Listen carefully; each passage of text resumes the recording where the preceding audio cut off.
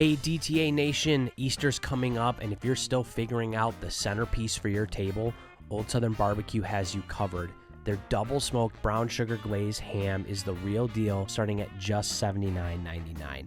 But here's the move: if you upgrade to the full Easter ham dinner for $134.99, they'll send you home with scratch-made mac and cheese, mashed potatoes, gravy, and their homemade banana pudding.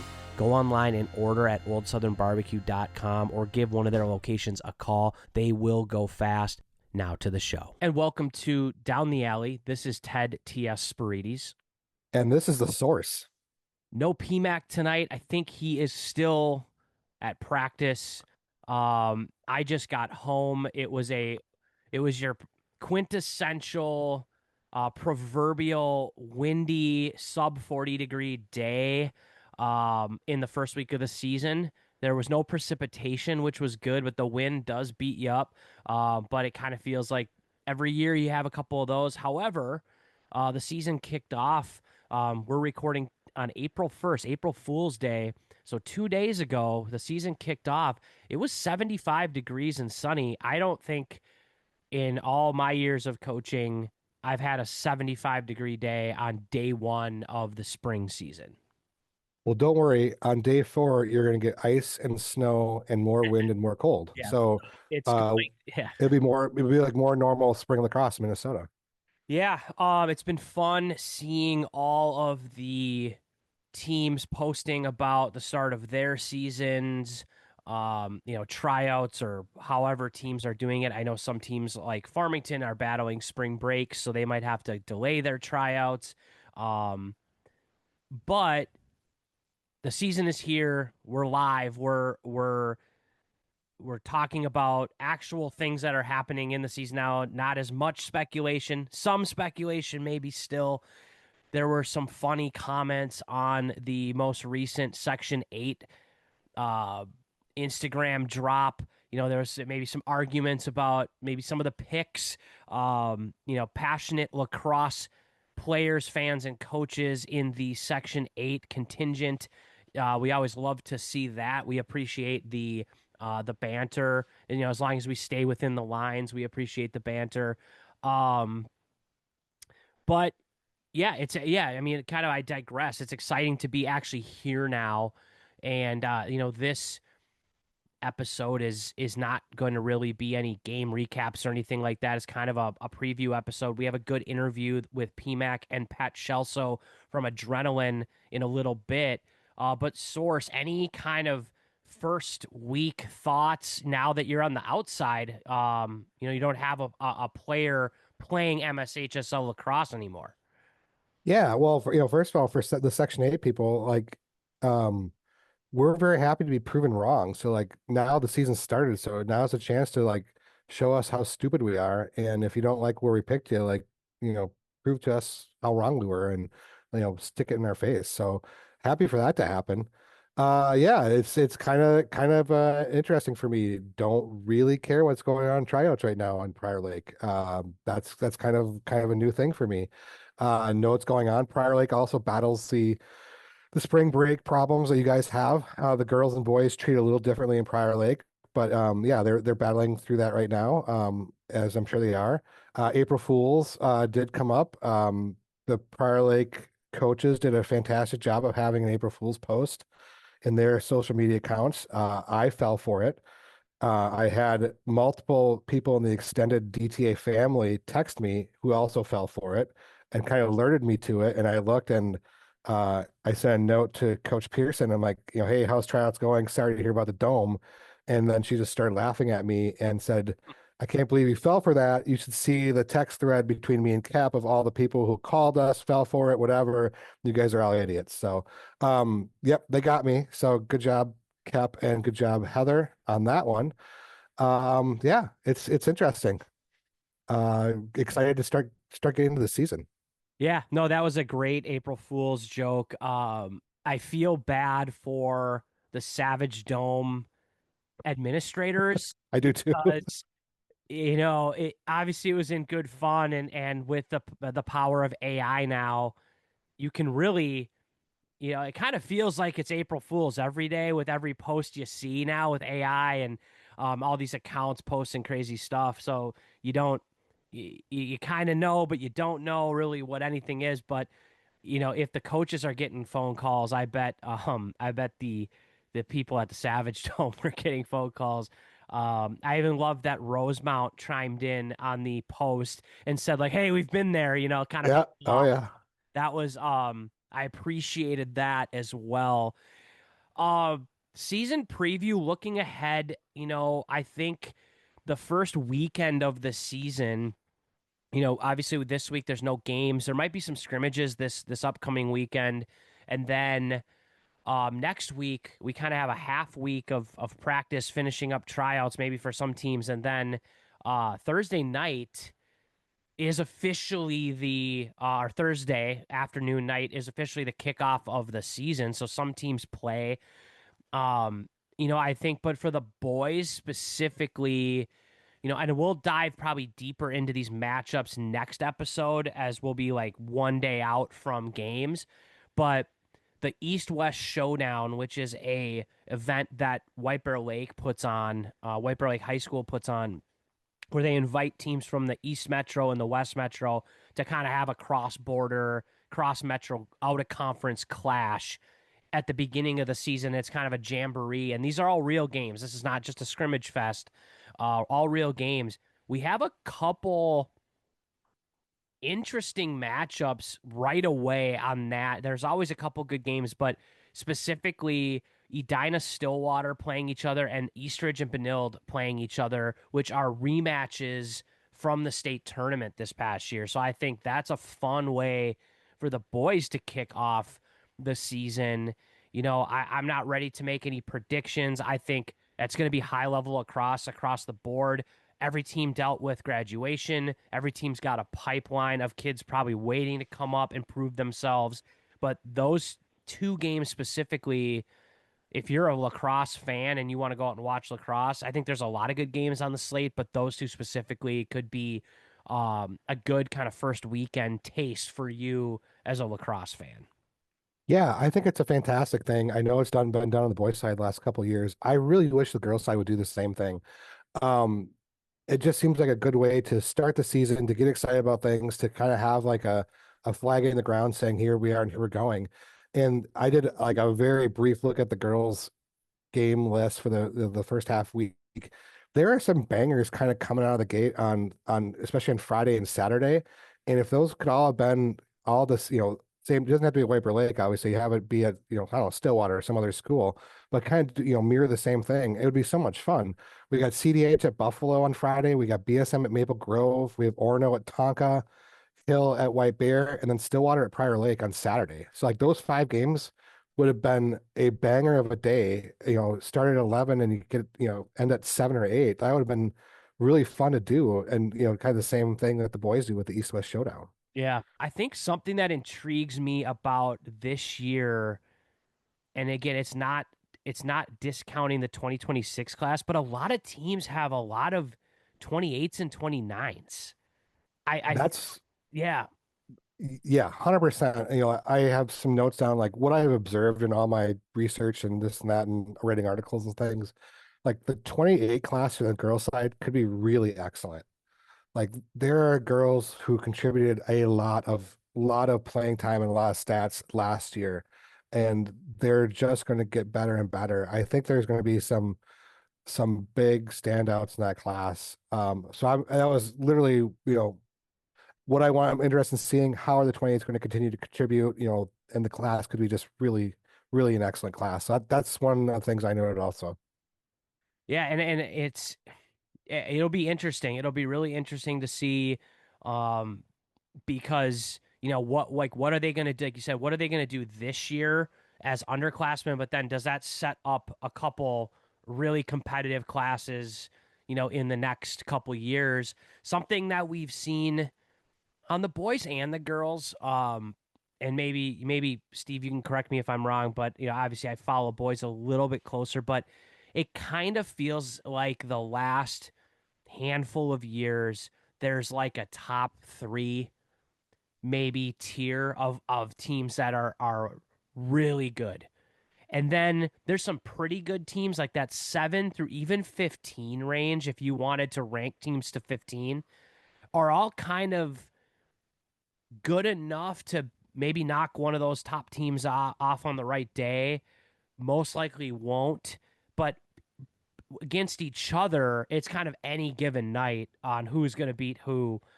Do we feel like that's going to be the same this year? Are there more contenders this year? Are there the same? Are there less? I don't. I am struggling a little bit with the boys side because there's a lot of teams that I think have hype, but it does still feel like some of the top teams are still reloading. And are we just going to have the kind of the status quo? So I was trying to articulate this in my notes today, prepping for this, believe it or not. Um, last two seasons, the girls' side have had undefeated teams. 2 years ago was Lakeville South, 19-0 state champion. Last year, Prior Lake, 19-0 state champion. I don't see an undefeated team happening this year. And so, sitting back and thinking about this and, hearing some, the numbers and some teams are co-oping, which we can get into later. It feels like to me the overall talent level is rising in the state, but the overall number of players isn't. So there are more teams that are better, and but there may not be a team that's separating itself. So I think that the midfield or the that second tier or whatever you want to call it, I think that's going to start to grow and get better, and maybe the top won't separate themselves quite as much. But that's kind of what I've been feeling as I've been digging through all the rosters and all the stats and and writing things up is that that's the way it feels like. Yeah, we have our stud players, but I just don't see a mega dominant team. Like any team could lose. Like take that Orono Minnetonka game. Orono could win that very easily. Minnetonka could win that very easily. Orono is probably a top three team if we did a poll, which we'll talk about polls later too. But they could very easily lose to Minnetonka. That's going to be a really good game. Stillwater Prior Lake, probably two of the top three teams. That's a coin flip. And maybe even leaning towards Stillwater. And so but very easily either team could beat each other. So that's why I don't think there's going to be an undefeated team like the last two seasons, which will make maybe for a more interesting and competitive overall season and schedule. Yep. And now I can't wait for Maple Grove to go undefeated and beat everyone by 10 goals every Yeah, single game. yeah. We So definitely jinxed that for sure. Um, shout out Maple Grove. You guys will be yeah. good too. Any other housekeeping items? I think you mentioned polls. Do you want to talk polls? Yeah, polls. Probably not a secret anymore, but I was the guy behind the scenes running the DTA polls last year. I've been negligent in sending it out to our voters.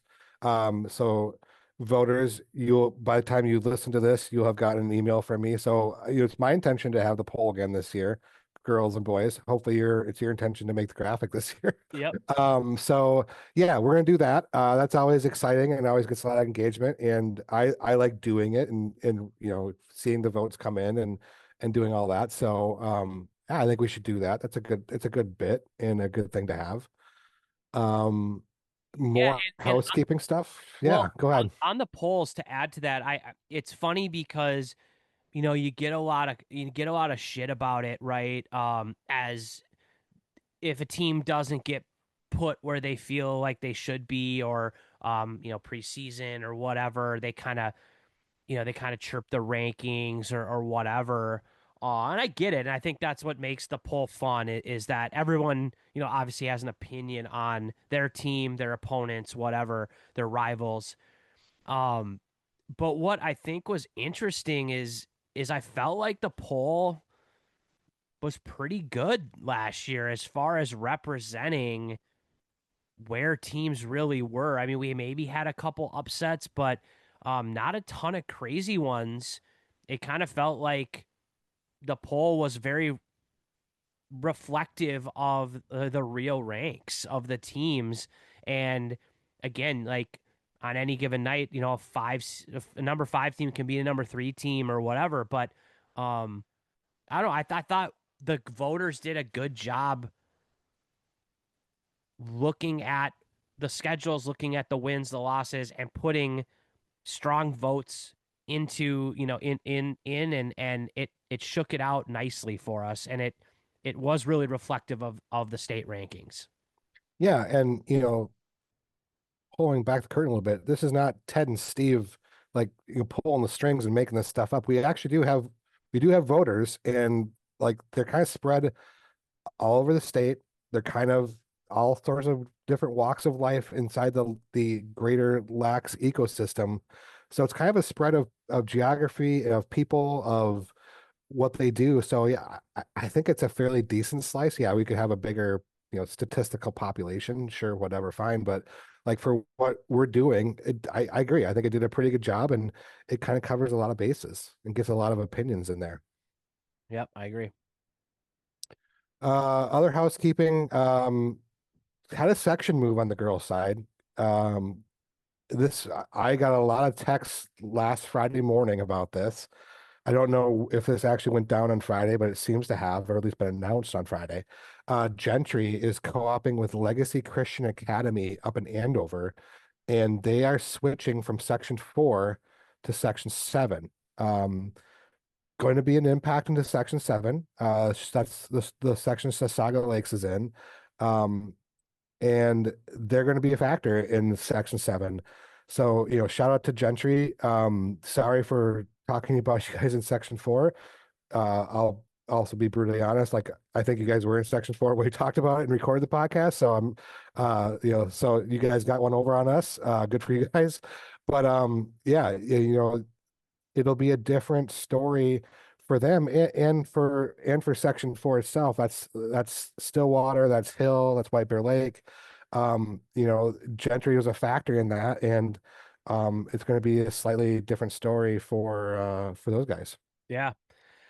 Um, I saw on the state high school league website, just because I was on there looking at sections, there is still no site for the state tournament. I know that might sound weird to be talking about the state tournament in April, April 1st to be exact, but I feel like that state tournament comes way quicker than we realize. It's like, or in week 1, week 2, all of a sudden we're in sections. So hopefully they find a site for the state tournament. Hopefully I know for my case, it's in somewhere in the South Metro. But I don't know. We'll see what happens, I guess. Um, I think, yeah, I mean, I think there's not much else to talk about as far as outside of speculation at this point with the season. Everybody's just getting their ducks in a row, figuring out their teams, trying to get a few practices in. And then next week, I think, actually logistical announcement, I guess, if you've made it this far, um, we're going to start recording on Wednesday nights and publishing probably Thursday at some point. Wednesday nights worked in the 3 of our schedules more than Thursday, and we want to try to continue to keep up with the at least the standard that we've been setting at this point for obviously a cadence, having weekly posts or weekly podcasts, and being able to actually do this with a mental frame of mind of a little, with dedication and some research. And Thursdays were going to be too tough with games going till 10 o'clock at night. So Wednesday nights, posts on Thursdays. I think we're still going to drop the polls on Monday or Sunday nights or something like that.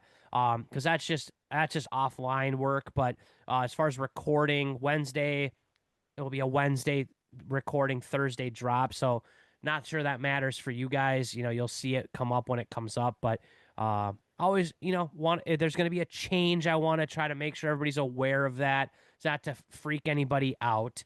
And so that is that. And for tonight, since we don't have any games to talk about, we're gonna kick it over to Pmac with an interview with Pat Shelso from Adrenaline Lacrosse. If you guys remember, we did a giveaway. We're still kind of doing the giveaways in different ways of the Adrenaline boys lacrosse heads.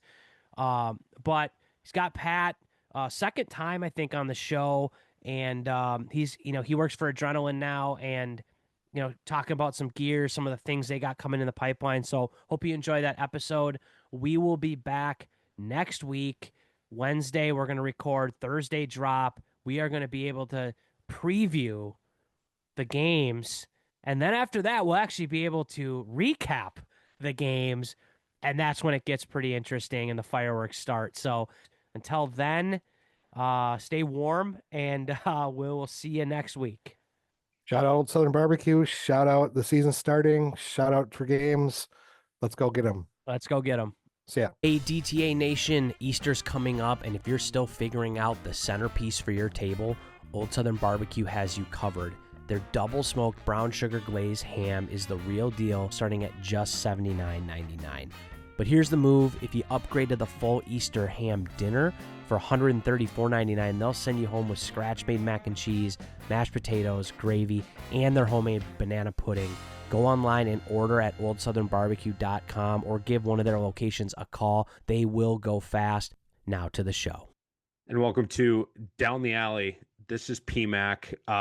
Special episode this week as we're gearing up for the season. And this week we're going to be gearing up with Adrenaline Lacrosse with Pat Shelso. As we've already discussed a little bit on DTA, we're giving away some of their brand new heads that they dropped. We gave away a bunch of apparel at the DTA Invitational and team stores. And I'm sure we'll learn a lot more about Adrenaline Lacrosse today with Pat. Pat, second or third time on the pod. Welcome back to DTA. Yes, Down the alley. second time. I think it was probably 5 or 6 years ago when you guys kind of launched it. I was on one of the first ones. So yeah, one of our first guests. Pat is very well known and has his did his time in Minnesota lacrosse, a Bulldog, UMD. And then I met Pat over at PLAY, prior like youth lacrosse. And then back in the day, RIP, Lavin lacrosse guy. Yeah. I still follow some of the schools that those kids went to and everything like that. And like I ran into Casey out in San Diego a couple months ago. And I think Simonson, who I coach, he's still at Maryville, I believe, maybe a senior. Yeah, Simo and Mickett are at Maryville still. And Mickett, okay, yeah. And so it was just good, kind of like talking. It's just so weird now looking at them. Like I might see a Maryville like highlight, and I'll be like, dude, that kid was like this tall when I used to know him, and he was a little 8th grader, and now he's just ripping it up. All those kids are. So yeah. I miss it. We had a really good we had a really good run back in the day with the PLAY. So for sure. Would obviously love to dive into Adrenaline. We've been to a bunch of your events. We're gearing up for the Utah event in Park City. nice. This summer. Can't wait to go to that. We just had our last kind of winter practices as a club. So, diving into high school season, but, starting to peek ahead at my summer schedule as it's pretty packed, and Adrenaline is usually, somewhere on that schedule. But this year, rocking with one of your new heads. I just got this strung up. So excited to, throw this hopefully on an Adrenaline shaft at some point. And rock for the 2026 season. We're giving a few of these away throughout. We've already given one away. I think it was to a Cloquet high school lacrosse player. So northern Minnesota had to throw that in the FedEx shipment. We'll see where the next couple. I think I got 2 more to give away. These heads, these were just launched. Got a bunch of different colors. These are super cool. Kids are eyes go right to them, gravitate them. They're asking me about it. So it's definitely a showstopper for sure. Yeah. So the heads, we just launched those probably a month or so ago. We've got, so the head itself has been developed for maybe 2 or 3 years. We've got 2 different ones, the automatic and the nomad. So the automatic is what I would just call let's just call it an attack head to keep it simple. And then we developed the Nomad, I think a year after that. And that's more of a midfield head, in my opinion, but defenders seem to love it. I think because it has a little bit of a tighter face shape. The scoop is, in my opinion, like a little bit flatter. So like with a long pole, it's easier to scoop just because you have that longer range. And it's a stiff head. It's an overall really good head. And so we've got those two. They've been developed. We've been sponsoring Notre Dame for I think 4 or 5 years now. And so that was the reason that we kind of launched into what the industry would call hard goods. Um, we do events and then we have the apparel and hard goods side of the business. So it's kind of, I don't know if 50-50 is the right way to put it, but like, those are our two business units within Adrenaline. And so I oversee the marketing for the hard goods and apparel. And so any product development, we've got a lot of stuff coming, a lot of new looking stuff. So I'm excited about that. And the heads were kind of the first thing that we are going to retail for. So we're partnering with some of the bigger retailers like Lacrosse Monkey, getting into, those spaces where you can compare our heads to another. Just my time in sporting goods. Everyone sometimes, I don't want to get too deep into the weeds of it, but people will say like, oh, retail's dying, all this stuff. Like everyone's going to Amazon. It's like when it comes to sporting goods in general, because I've worked for golf, hockey, lacrosse, baseball for a while, companies. These are pretty big purchasing decisions that parents have to make for their kids. And you know, people want to see if it feels right, if it looks, the way that they want it to, especially like the analogy I always use is like, no one's going to buy $2,000 like goalie pads off the internet without putting them on. Like it's like, you don't just, I don't know, I guess some people do with Carvana, buy cars off the internet, but like, you know what I mean? Like people want to test drive it. They want to feel it. Does it ride well? And it's the same thing in sporting goods. And so us getting into the retail space is offering that now to the consumer where, they can pick up one of our shafts, whether it looks cool or feels great or whatever, they can just now compare it to, our competitors on the wall. So yeah, really looking forward to that. Those heads are now out in distribution. Shaft should be coming really soon. We've got a new protective line, Phoenix 2.0. And so a lot of this stuff, it might not look like brand new thing. Like it might look really similar to some of our old stuff, but we've changed factories in quite a bit of places to improve basically just like the product makeup of it, the construction. And so, yeah, there's a lot coming. It should be here very soon. So it's great that we're doing this now to build a little bit of hype behind it. For But, sure. the heads, as you were saying, you're giving away heads, and I love the cloquet. As a Duluth boy, Yeah. I want to get some gear up there in northern Minnesota. So once our shafts come, we got a whole new shaft line coming. Yeah, And I'm fired up. I'm fired up to be able to get this head on a adrenaline shaft. Um, and I think the way that you guys are doing it, like I don't think retail's dead. You even see it at like in Minnesota, right? Big hockey market, Shields, right? They got like a whole right. shooting area and like a golf simulator area for like testing out clubs, testing out hockey sticks. Like I don't think that's any different in lacrosse, being able to feel it, see it, and compare it, right? So, um, yeah, I think that's like the future, right? Like kids want to be able to like test out those products in different ways. If that's in a store, if that's within their association, whatever it might be. Yeah, and thankfully the people we partnered with, I'm thinking of like Lax Fanatic, Tribal West, yeah, as I mentioned, Lacrosse Monkey earlier. I think with the retail space, just like and you were mentioning Shields, like everyone's kind of had to evolve to create more of an experience once they come into the store. People just, there's a reason Sports Authority died, over 10 years ago. It's like you just showed up and there was nothing there other than just like, we have gear, purchase it. And so the reason I kind of bring that up is we've realized from a event standpoint, and I don't dive too deep into the event thing, like Okay. so don't take every word that I say like verbatim, but we're really working to make it a more of an experience festival type thing. Yeah. So when someone like you goes to a adrenaline tournament and all the kids are there and everything, like it's not just, oh, you can show up and play games on a field and you leave. Like we're investing into some pretty cool stuff to make it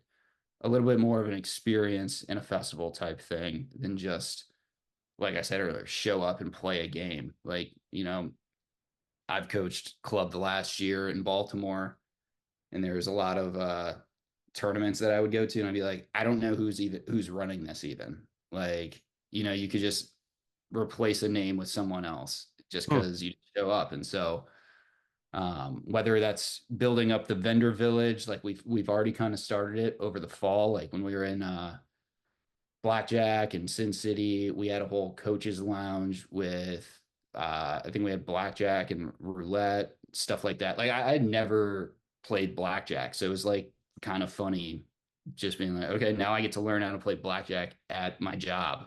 And so, we're doing stuff like that, giving them it's very nice. Like you would love to go into a little private tent exclusively for coaches. Maybe you just played a team and you see the other coach. You guys get to talk about the game afterwards and stuff like that. Eat some food, drink. We've got drinks, all that stuff. Private bathrooms. That's always a thing. So we're trying to make the consumer experience overall much better, if that makes sense.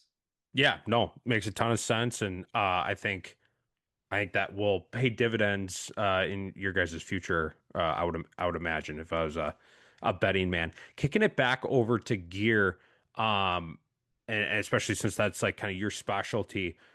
What are some of the trends in the gear that you guys are seeing and trying to capitalize on with everything you're rolling out? Maybe with the heads, are the pockets changing or the stringing changing? Is there anything different there? Is it just lighter, stiffer, more flexible? I don't know. Same thing on the protective. What are some trends there that you guys are trying to hone in on as you roll out some of your new stuff?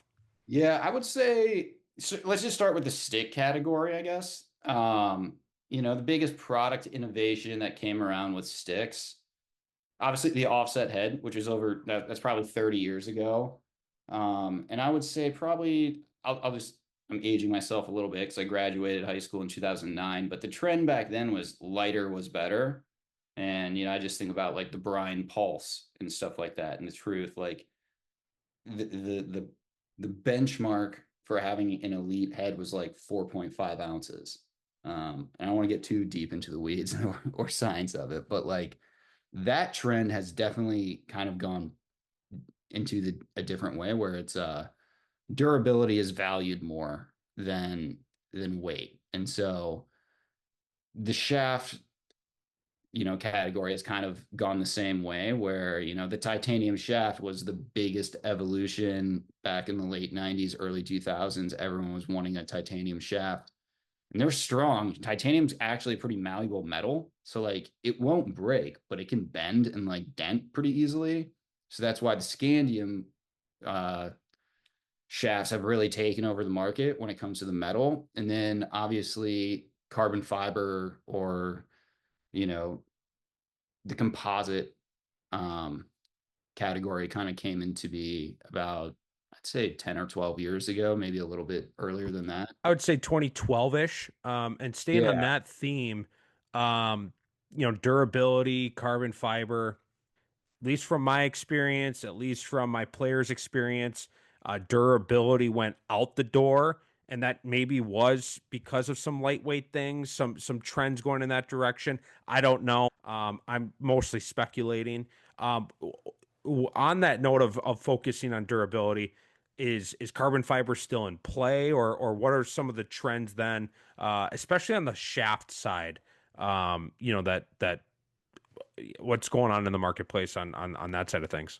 Yeah, no, I would say you're kind of correct, especially on the timeline of when they were introduced and everything. The two major differences between, let's just call them metal and carbon fiber or carbon fiber shafts is, you know, the metal shafts will dent, they might bend, very few break, to be honest with you.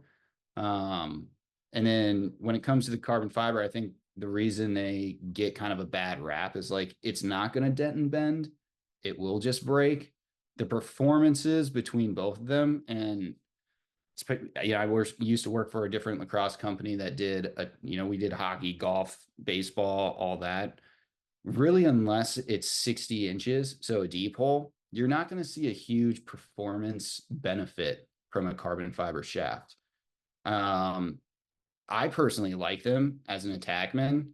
The main difference is, and to bring in the baseball analogy, you played little league, I'm assuming, growing up, and if you hit the baseball in the wrong spot, like your hands get rung up and everything like that with a metal bat, you it's kind of the same thing with a carbon fiber shaft that it eliminates that. So if you're throwing checks and stuff, you're not going to get that vibration in your hands or anything, and it will bend to a degree that it could benefit from a check or something like It that. has the flex. Right. Yeah. But really the flex story, in my opinion, this is just my opinion. I'm not a scientist. I'm not an engineer. I don't think there's huge benefits from the flex standpoint within a 30 inch. Just good marketing from you guys.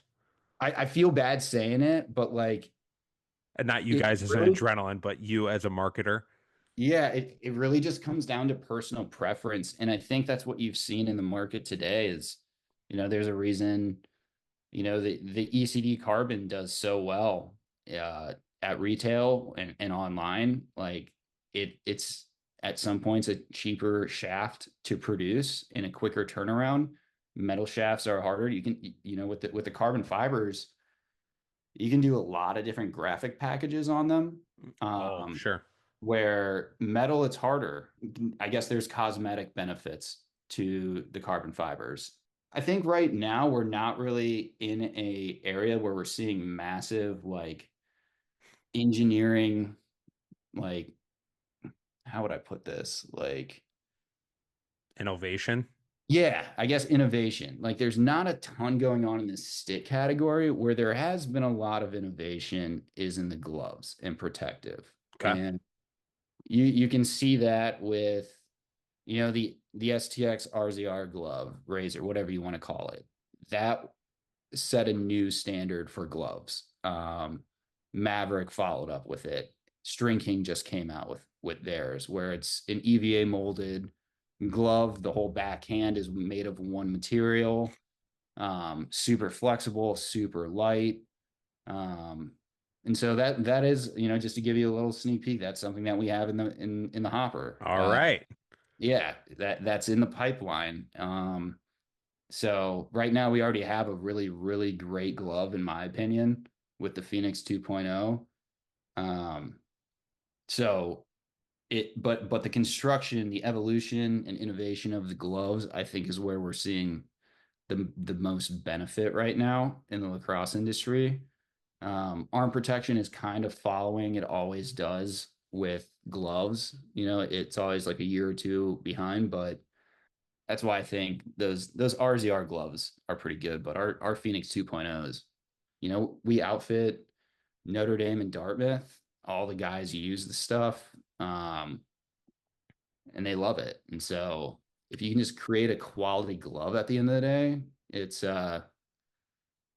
you're ahead. So on top of the gear, I've gotten my hands on some of your swag. You guys run team stores, with all your uniforms and whatnot.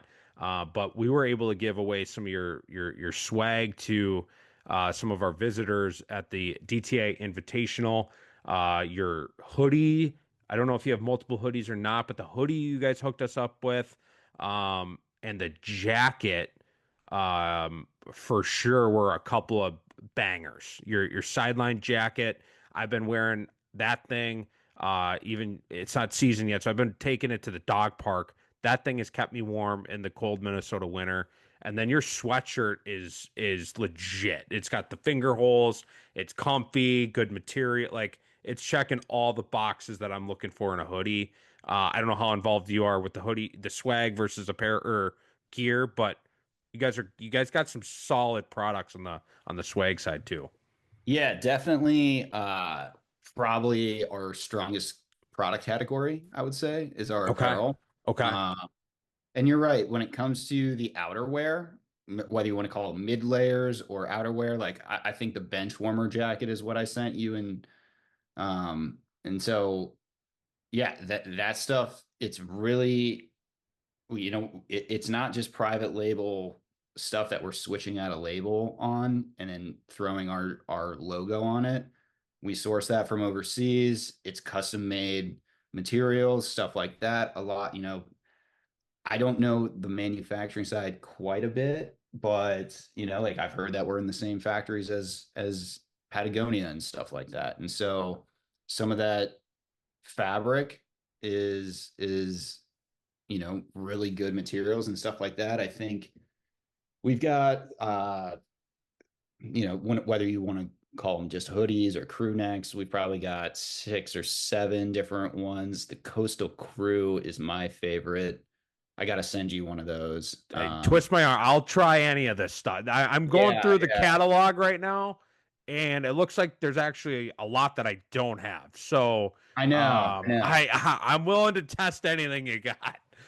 Trust me, you're gonna get outfitted head to toe. But yeah, we're working through a little bit of a product revamp on the apparel Okay. side. So that should be fun to see in the next year. Cool. Like I hate saying it. I wish it I need to come back in like 6 months when all this stuff is actually like, This about is to. the teaser episode. We're teasing Yeah, right yeah. now. No, I feel bad. Like I can't say so much about it, but there's some cool products coming along within the apparel pipeline. Okay. But the stuff that we have already is so nice, especially the outerwear, our jackets. And honestly, the thing that I'm most impressed by, which I really didn't like, I'm not like a gear nerd when it comes to this category, but like our bags are super nice. Like, Hey, for coaches, especially like a good bag with all the travel, like yeah. that's essential. Yeah. And we've got a 42-inch gear bag, we've got a duffel bag, we've got 2 different backpack styles. One's more of like what you and I would wear to a tournament. That's more just your traditional backpack. And then Okay. other ones you can put gear in, kind of like the youth kids that wear that thing around. But the bag that actually I love the most, which when I started, I was like, why do we even make this? Like, it's our tote bag.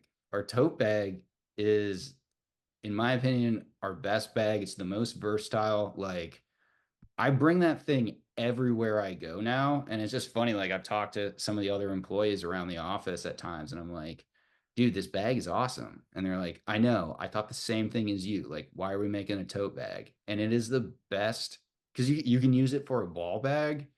I use it just as my everyday coaches like show up.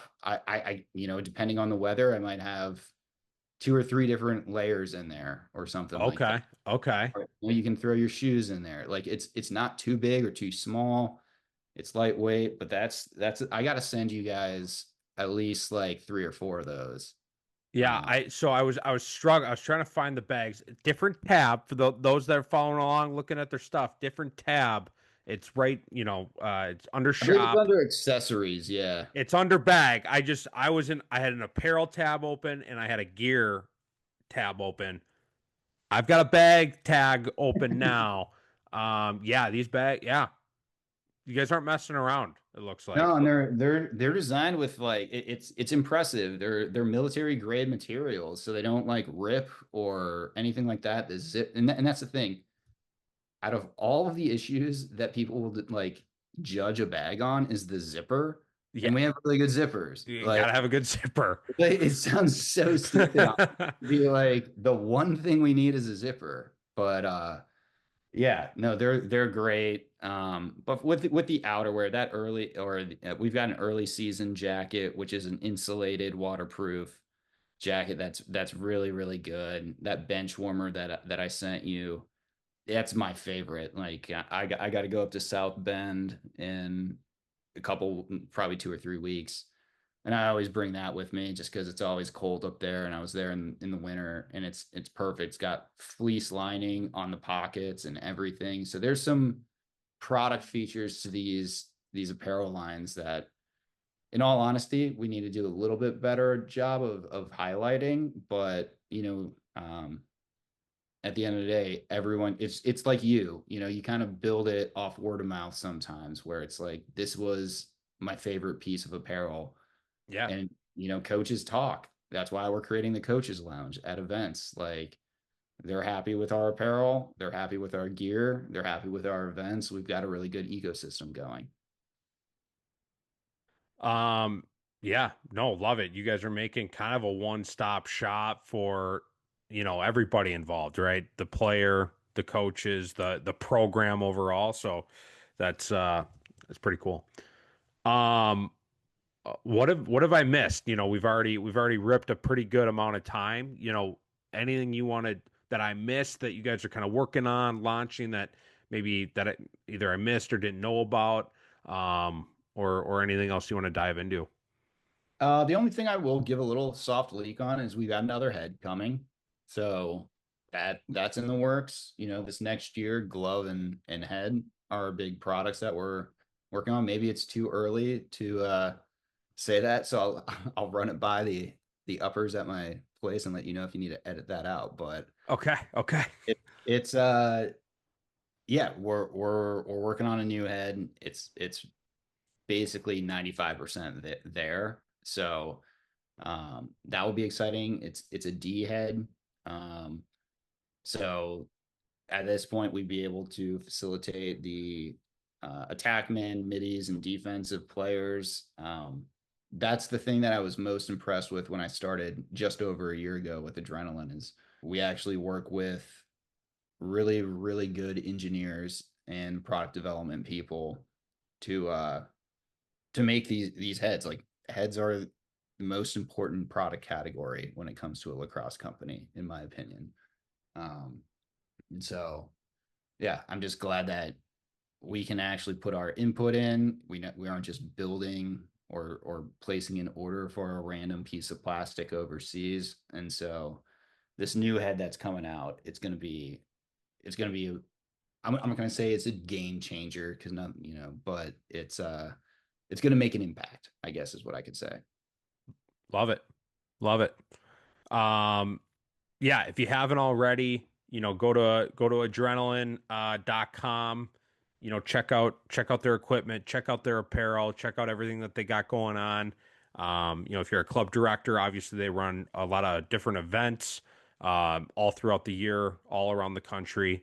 Pat, thanks for coming down the alley with us, gearing us up for the Minnesota lacrosse season that has just begun. At the time of this drop, we'll be wrapping up tryouts, getting ready for scrimmages, and games are right around the corner.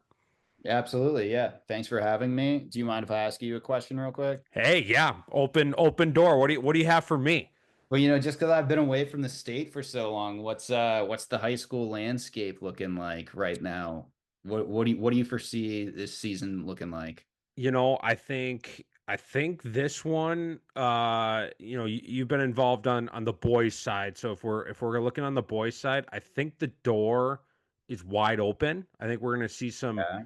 different teams, not necessarily brand new teams, but some different teams be in the mix.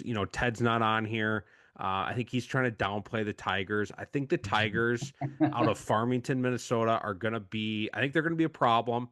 I think they check all the boxes. Your boy Goltz is Yeah. the D coordinator there this year. So they've got an absolute crew, on their sideline coaching between Ted, Goltz, Mitch, Soini running the sub box. So I don't know if you know Soini or I or remember the Mitch, but name. I think he played at Minnesota, and yeah, then he did. He coached at Chan back in the day. Yeah, he did. So yeah, Okay. maybe you do know him. I don't know if I know him personally, but Okay. the Know of coaching him. community is small. Like So everyone. they got a crew over there. I think Farmington's going to be in the mix. Stillwater's going to be back. Edina's going to be back. Um, Tonka, I think they're going to be in the mix again. So, a lot of the same names, but, that 2025 class was pretty talented, across the state. Who's going to have the 2026 and sevens now, as juniors that are going to be able to, kind of carry the next, wave here. I think Farmington's got a shot, along with everyone else that was kind of in that state tournament last year. I think are going to be problems still. Okay.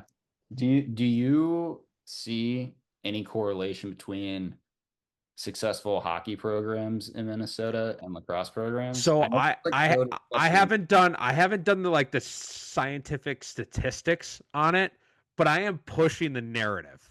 Okay. So like Okay. Rogers last year, their hockey program's getting better. It seems like their lacrosse program is getting better as well. So I'm just saying hockey towns it's gonna like leak into lacrosse. Right. I don't have any stats to back that up, but I'm pushing that narrative. I would definitely be on that bandwagon with you. Not that I'm there in that state anymore, but I think there definitely is a correlation. Maybe it's just an overall athletic department. I Like, think that too, right? right. Like I think there's more than just one equals the other, but no, that's interesting to hear you say. I mean, obviously the tournament just ended, what was that, like 2 weeks ago or something? Yeah, about 2 weeks ago, 3 weeks ago. Yeah, so I see a bunch of stuff on social media about it. It blows up. So I'm just like, I wonder Hey, what this was one of the better tournaments in recent history. Like a lot of good games, a lot of overtime games, talent. Like these kids are like so good now. let's talk PL. It's got a soft spot in my heart. Yep. Obviously. What's the squad looking like this year? You gave Farmington quite a bit of love, but you can speak to yourself a little bit. Yeah, I spread the love. I spread the love all around. Prior Lake is we've got a young wave coming, I will say. So, I think there's a lot of opportunity. Like a lot of programs, we graduated quite a bit of talent out of that 2025 class. Taco, Tushy, couple of Maryville boys, amongst many others. Um, so there's going to be a lot of opportunities up and down the lineup. Um, but the MO at Prior Lake is we try to just reload, not rebuild. Yep. So, we're going to try to reload with the 27s coming up, even the 28s. So, and a lot of 26s have been in the mix. So, can we reload and stay in the mix? Time will tell here. Nice. Well, while I'm here, I'm gonna give a shout out to PL legend Ryan Larson. I got a name drop while I'm doing. That's a good one. That's a good name drop. Yeah, I gotta give a shout out to Ryan Larson, Van Hedenfries as well. Marco. Marco. Yep. So yeah, dang, I miss those days. It was fun coaching up at Duluth. So anyway, yeah, yeah. Hey, we will have to get you. I would love a full adrenaline team at the DTA Open. I know you missed the DTA Invitational. I'd love an adrenaline team, a little representation at the DTA Open. Open invite July 31st, Friday at Emerald Greens. I can send you the link to register if you're interested. Would love adrenaline crew at the Open. Dude, send me the link. Maybe I'll bring a tent with me and all that. But Oh, yeah. next time we got to do a live in person podcast. I'll make a point to go out to Park City so Okay. that we can do it in person. I think That'd be dope. yeah. One of my last in-person podcasts was in a casino in Vegas with my old college coach. Yeah. If you had to decide right now, like, you know, who do you think's going to make the final four? Oh, And that's a good and question. And the reason I ask is me and my buddy, all me and my Duluth boys are still on a group text, 12 years later. Yeah. And we were talking Harvard, I think, is looking pretty good. They're making noise, man. Yeah, I was like, actually, guys, Harvard's like pretty legit. I don't know if they're better than Princeton, but I expect them to in the Ivy League title. And so that's the only reason that, we had, me and my boys had a conversation this morning about it, and I'm curious on your thoughts about overall, like. All right. So, I think the lock to make a Final Four would be Notre Dame this year, right? I love think to hear that. I think they're undefeated. They're outfitted by adrenaline. They're checking. They're checking the boxes at this point on March 23rd at 5:15. I think at this point it appears to me that they're a squad. To be. No, I wouldn't mess with them. I wouldn't mess with No, them. I would agree, and it's funny. I was when I was there, probably 2 months ago at this point. It was before the season started. I was talking with Coach Corrigan, and I was just kind of like trying to get his ear, as my job, like, Yeah. who could be some NIL people, like all this stuff. He was listing names that I just like, I didn't really know because they graduated so many people. Right. Right. So I think that's what's surprising most people about Notre Dame is they've got all these new people. Hey, hand up, me too. Like going into the season, I'd be like, they're probably, they probably got a winning hangover. They graduated the boys. Like, all right, they're gonna have to, reload, rebuild maybe a little bit. Yeah, no, there's none of that happening. No, it's just like it's like PO. You just reload. Hey, that's the goal. We can't say it anymore. It's been a couple tough early exits, in Section 6. Even more surprising than Notre Dame, Richmond. Oh, dude, don't even get me started. I'm a huge fan of Richmond. I worked the Richmond summer camp 2 summers ago. So what's going on here? I couldn't tell you other than Chamati's or is it Chamati? So I'm butchering someone's name right now, but the head coach. Okay. Great dude, first of all. They've got I'm blanking on the assistant's name. Really, really, like, they've got great personnel there. Like, there are people, like, I walked away from that summer camp being like, I would 100% play for these guys. So I think and Richmond's a beautiful school. Like, I didn't know that going into it. Yeah. It is like one of the nicest schools I've ever. It's kind of like a High Point almost, and do they have a steakhouse on campus though? They don't have some of that stuff. But you know what I'm saying, where it's just like, when you drive around, you're just like, wow, this is beautiful. They've got a great culture. One of the kids who I met, he's probably a sophomore or junior now. I think he was a Stillwater kid. As soon as you had to do the coaches introductions. As soon as I said I used to coach up in Minnesota, made a beeline to me and was just like, yo, you're from Minnesota? And I was like, well, yeah, I used to live there. But I don't know what the deal is there.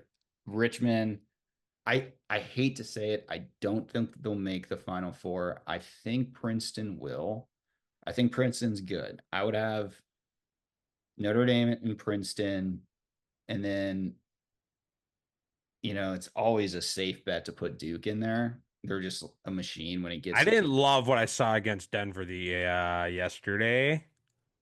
Yeah, they did play yesterday, but I think it's so weird with Duke because they always peak at the right time. Yeah, they peak at the right time. Start so slow, and so those would be my three, and the fourth is kind of open. It might be a Harvard. It might be another Ivy team it could be Cornell.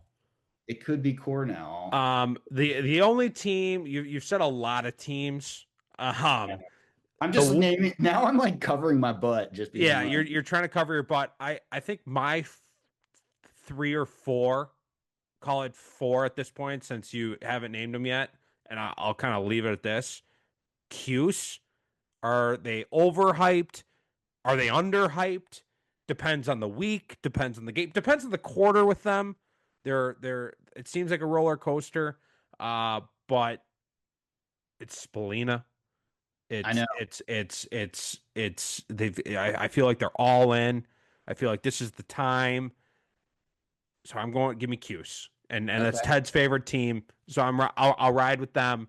Give me Cuse. Give me Cuse in the Final Four. I could see that. And the only reason I can't, how would I put this? Like, there's just no consistency out of Cuse. None. Consistency isn't the word. Electric factory, emotional roller coaster is the word. Yeah.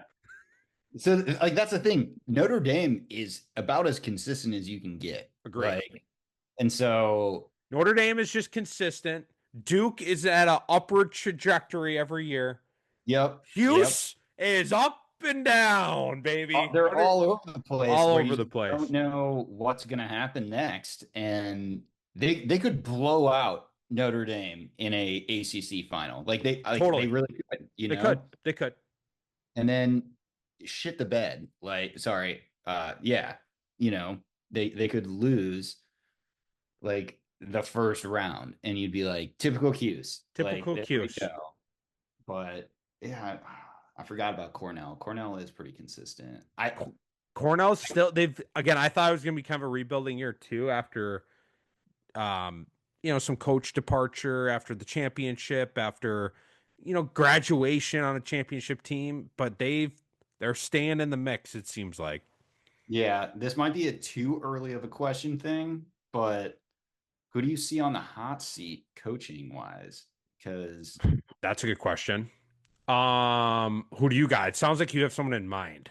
Yeah, well, I just was thinking of Hopkins. I like Milliman quite a bit, but you know what I'm saying. That's the toughest job. They're a program if they don't like what's going on enough, get out. See them. Yeah, right. I think there's too much. Maybe I shouldn't say too much because I'm not from it, but there's a lot of alumni opinion going on.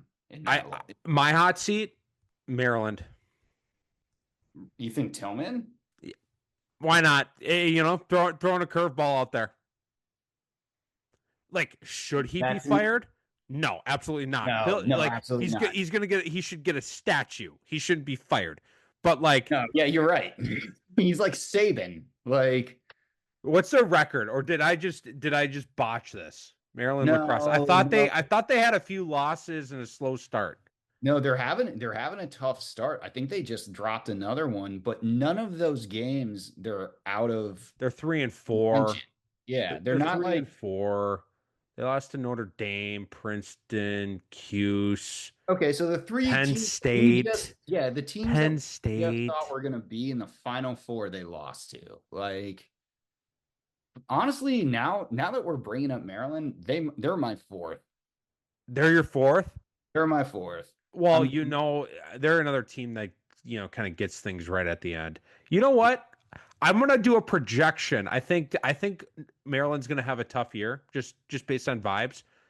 And they have a hard ass schedule too. They finish with Ohio State, Rutgers, and Johns Hopkins. So their record could be really ugly. But Maryland, they're still one of the best teams. Put Tillman on the hot seat at the end of the year for me.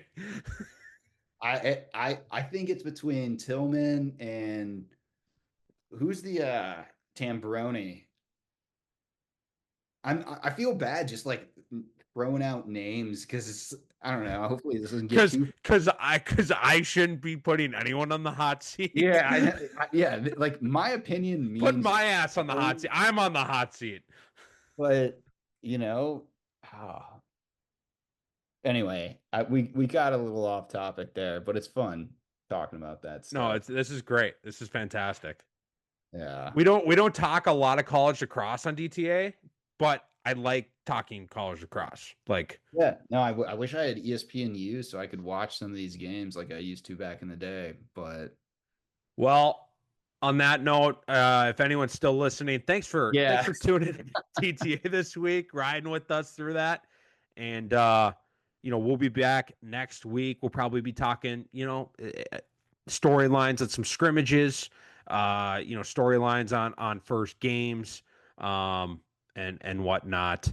And make sure to support our friends at Old Southern Barbecue. They've been riding with us from day one. They've got plenty of specials for upcoming Easter.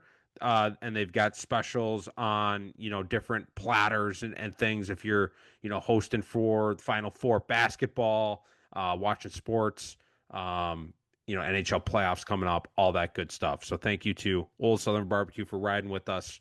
And we will see you next week.